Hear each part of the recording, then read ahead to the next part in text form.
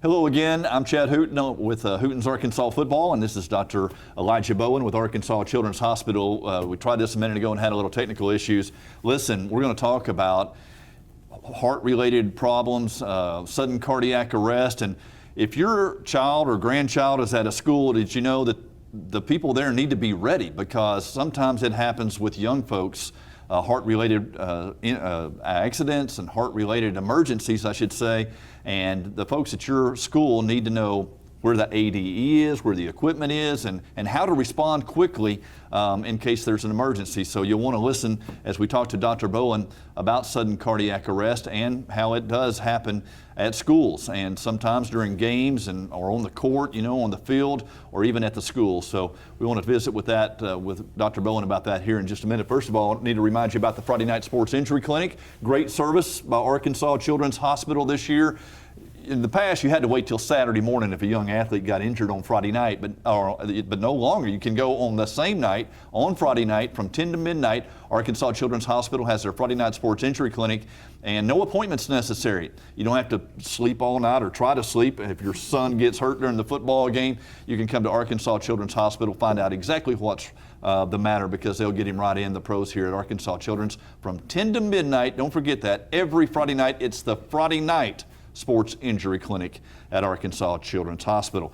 Dr. Bolin and I were visiting a moment ago. He's a cardiologist here at Arkansas Children's, and we were talking about schools. And first of all, just tell us what sudden cardiac arrest, what it is, and why it's important for schools to be prepared if it happens.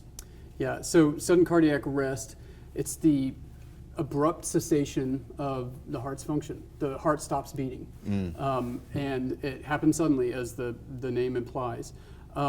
It can happen for a number of reasons. It can be because the heart, there's an abnormal heart rhythm, what we call an arrhythmia. Yeah. It can also be because the heart is too thick, the muscle of the heart is too thick. It can be because of a congenital heart problem, so there's an anatomic problem with the heart that a child was born with. It's actually fairly rare when you compare it to other things that cause, or other causes of children to die. But it's horrible when it happens. Oh, yeah. And obviously, and we want to prevent it as much as we can. And you also and there's really no warning signs of this, so That's it's right. important that the people at the school are prepared and know Right. where their ADE is. Right, and so preparation is key, really, for prevention, and when I say prevention, or saving those children's lives. Right. And the way that we save those children's lives once they've had one of these events on the field is effective CPR, so cardiopulmonary resuscitation, and that is something that it behooves the coaches and school administrators to know how to do, as well. Though parents are able to do it. CPR training is something that anybody can do. The other thing is to know how to use the AED, as you mentioned, the automated external defibrillator. These things are lifesavers, and they're really easy to use. The problem is people are scared of using them if they've never seen it before. And what I have heard happen more than one time is that a child has an event, they're out on the field, laying on the field, somebody brings the AED out, they open it up, and then nobody does anything with it. And it's a tragedy, and it's honestly not that hard to use. It takes all of an hour of instruction.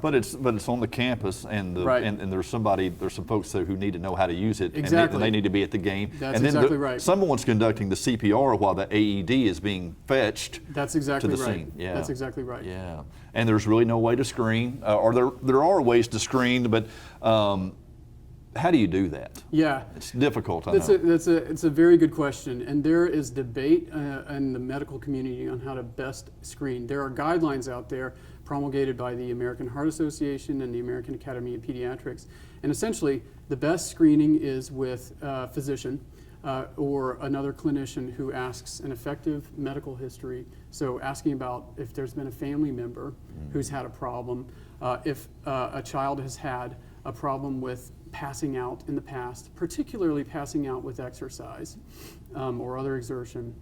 And then an effective physical exam. So listening to the heart and if there's a murmur and if a particular type of murmur warrants further investigation. Could it be more common among athletes? That's a good question as well.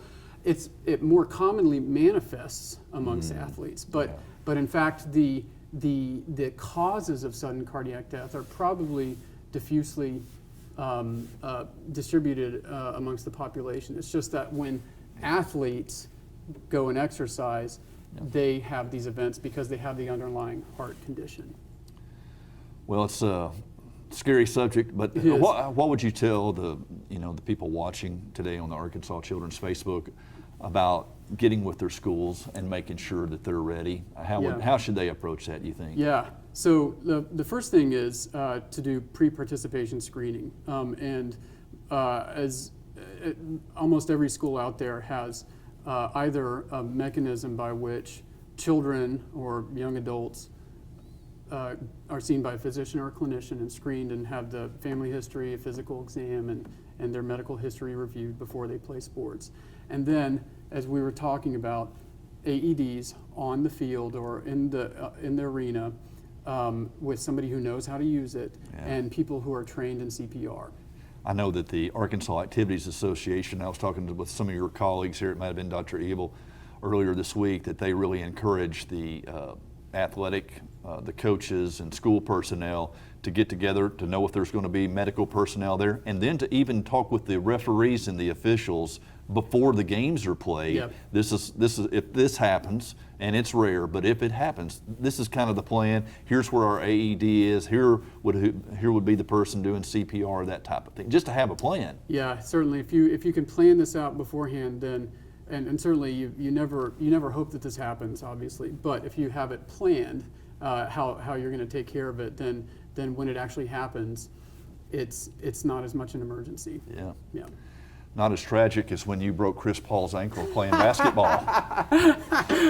Well, I played one game of pickup basketball with Chris Paul when I was in college, and he was in. So you're about 4 or 5 years older than him. 4 or 5 years older than him. How'd that go?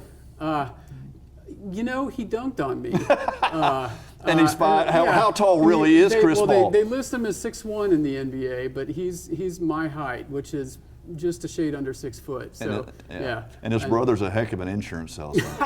That's right. Dude. Yes, his twin brother, right? Yeah. That was at Winston-Salem, where you went to Wake Forest. That's right. Yes, and sir. That's where Chris was playing high school basketball. Yep. And then went on to play basketball there for 2 years. Your claim to fame until today when you were on Facebook Live at Arkansas Children's Hospital. Right. Yeah. That's right. Hey, this is a great service. Don't forget, tomorrow night, every Friday night throughout the football season, it's the Friday Night Sports Injury Clinic from 10 to midnight. No appointments necessary, just another great service.